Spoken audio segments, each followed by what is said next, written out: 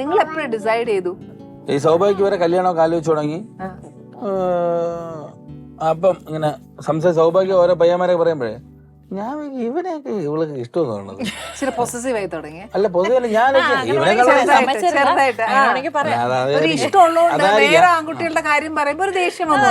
ഞാൻ പറഞ്ഞു ഇതിനേക്കാളൊക്കെ ഞാൻ കൊള്ളാം, ഇറിറ്റേറ്റഡ് ആയി. അതങ്ങ് പറഞ്ഞാൽ മതി. നിനക്ക് തലയ്ക്ക് സുഖമില്ല, നീ അത് കണ്ണുകൊണ്ട് കാണിയിരുന്നൊക്കെ ഞാൻ പറഞ്ഞു. ഇതിനേക്കാളും തന്നെ ഞാൻ കെട്ടുവരുന്നില്ല എന്ന് പറഞ്ഞു. ഇവള് പറഞ്ഞ് തന്റെ അടുത്ത് 4000 വട്ടം പറഞ്ഞില്ല ഇഷ്ടമാണ്, താൻ കെട്ടു. അപ്പൊ പിന്നെ ഭയഭക്തി ടീച്ചർ ബഹുമാനം ഒക്കെ ആയിട്ടിരിക്കുന്നു. ഞാൻ പറഞ്ഞു അതത്രേ ഉള്ളൂ എന്നൊക്കെ പറഞ്ഞു. ചേട്ടൻ കുറച്ച് റിലാക്സഡ് ആയിരുന്നു. ടീച്ചറിന്റെ മോള് ടീച്ചർ അല്ല, എനിക്ക് അത്ര ഫ്രീഡം ഉണ്ടായിരുന്നു അവിടെ. എപ്പോ വേണമെങ്കിലും വീട്ടിൽ പോവാം.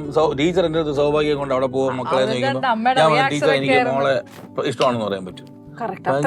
അപ്പൊ ആ ഏരിയ അതുകൊണ്ട് ഞാൻ ചിന്തിച്ചേയില്ല വേട്ട. എന്റെ അമ്മ പോലും അത്ര റിയാക്ട് ചെയ്യില്ല. ചേട്ടന്റെ അമ്മയാണ് ഇറങ്ങണ പുറത്ത് ടീച്ചറിന്റെ മോളാണ് എന്നെ വിളിച്ചോ മോളെ അതൊന്നും ശരിയാവില്ല മോളെ. സൗഭാഗ്യം നമുക്ക് ഈ കോൺവെർസേഷൻ നാളെ ആവാം. പെട്ടെന്ന് തന്നെ വീട്ടിൽ കൊണ്ടുപോയിട്ട് ഞാൻ നിങ്ങൾ ആരമ്മയാണ്? എന്റെ അമ്മയാവൾ. എന്നെക്കാട്ടിലൊന്നും അങ്ങനെ സൗഭാഗ്യം സ്നേഹിക്കണ്ട. അവിടെയും സെൽഫിഷായേ